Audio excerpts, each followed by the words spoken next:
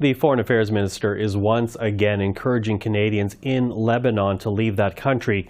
Global Affairs has and is block booking seats for Canadians on commercial flights, but many of those seats are left unused. This despite the growing concern about fighting in Lebanon, including rocket fire that hit Beirut, as fighting between Israel and the group Hezbollah continues. Today, we had 654 seats on 2 different flights from Beirut to Istanbul. We have scheduled a flight for tomorrow. We have another one scheduled for Saturday and another one for Sunday.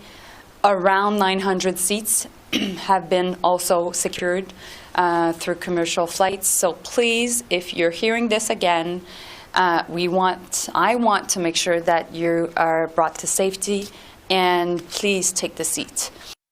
Well, with more on the situation in Lebanon, we're now joined by Jon Allen, a senior fellow at the Munk School of Global Affairs and Public Policy. He is also chair of Project Rozana Canada, a nonprofit that seeks to build bridges between Palestinians and Israelis via the health sector. And also from 2006 to 2010, Mr. Allen was Canada's ambassador to Israel. Jon Allen, thank you for joining us. My pleasure, Michael. Thanks for having me. Listen, so many challenges on the ground right now, but I want to begin with the Canadians who are in Lebanon right now. According to Global Affairs, more than 24,000 people are registered with the department, but when it comes to these seats that Global Affairs has actually block booked to get Canadians out, only hundreds have actually been used. So to that, I'm wondering, why do you think those seats on these planes to get to safety are not being used? Well, I think we have to realize, Michael, that the vast majority of Canadians in Lebanon right now are not tourists. They're not there on vacation. These are people that are dual nationals. They may be older and retired, cheaper to live in Lebanon, joining their families there.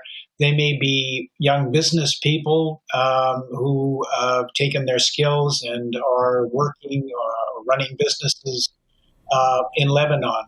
So you're talking about people who, unless forced to or unless feeling extremely insecure, want to stay. And unless and until the bombing gets very, very serious, and unless until they feel their security is threatened, they're going to try and stay as long as possible.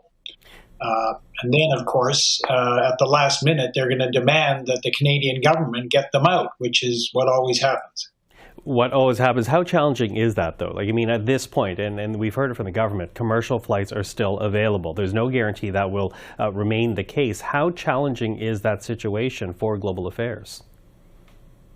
Well, it is challenging because these people are basically placing a bet.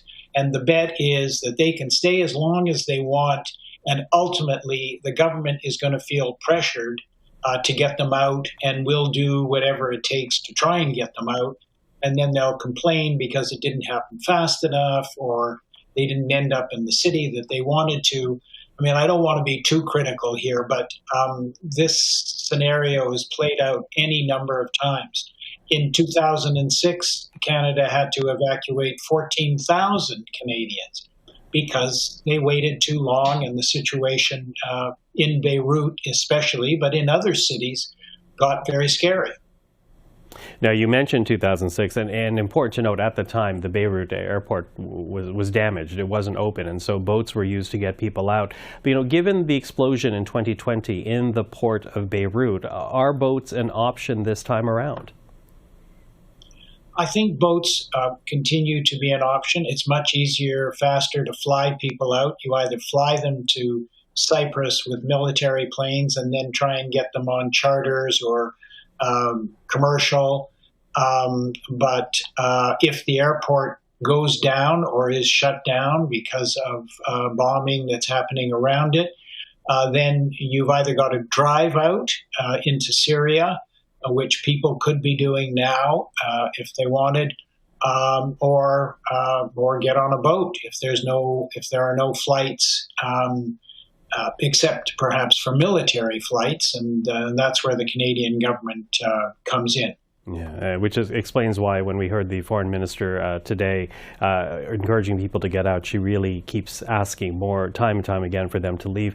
We'll keep tracking the situation, but while I have you here, Jon, I do want to ask you about how you feel in this moment, because you have this past working relationship with the Middle East, but you also work with an organization that attempts to build bridges. So what's it like to have seen the violence and tensions, not only in the Middle East, but here at home as well? Well, we've been working Project Rozana, which has affiliates around the world. We've been working long before this war in Gaza began on October 7 or just after October 7.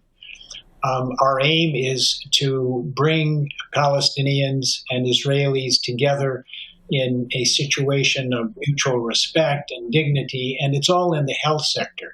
So we train nurses, we train psychologists in PTSD in children. We provide primary health care to women and children in remote West Bank villages.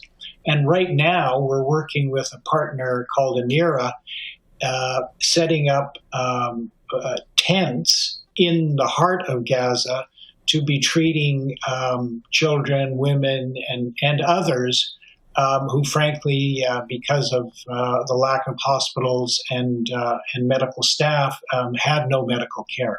So it's of course it's disappointing. Right now, we're in an emergency situation. But in normal times, we've got 250 Palestinian nurses and 250 Israeli nurses training together in subspecialties. Palestinians learning Hebrew, the Israelis learning Arabic, and they take courses in resilience and in peace and conflict, etc. So it's extremely disappointing. It's extremely disappointing to see the polarization that's developed also in Canada, where progressive Jews like me, who have supported a two-state solution and opposed the occupation and settlements, and have been working with Palestinians on the ground, are having difficulty finding common ground with Palestinians who are devastated by the fact that so many of their relatives have been killed or injured or forced to flee.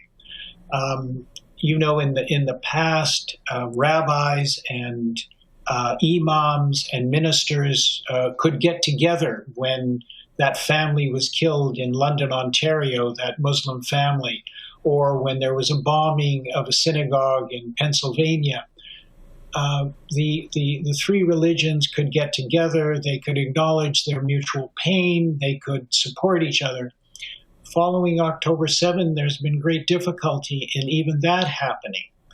And so for me, the important thing is for Jews and Muslims and Christians to try and find in their hearts enough space to have sympathy for everyone that has been killed or injured or displaced.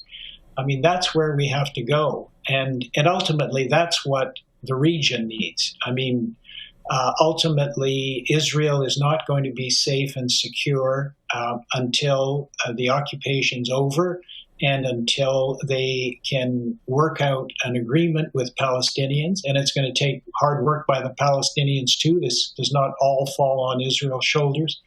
But we're going to need a two-state solution if all of the violence that we see now and in the past is going to be dealt with.